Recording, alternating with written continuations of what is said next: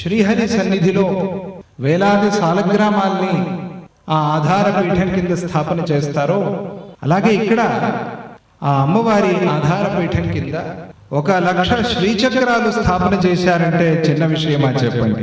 ఎంత అద్భుతమైన విషయం!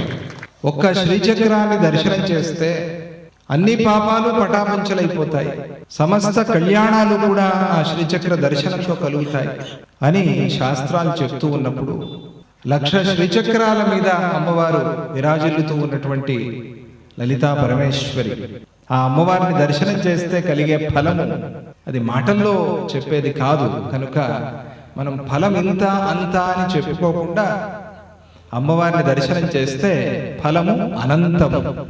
ఇంత అంత అంటే అంతే.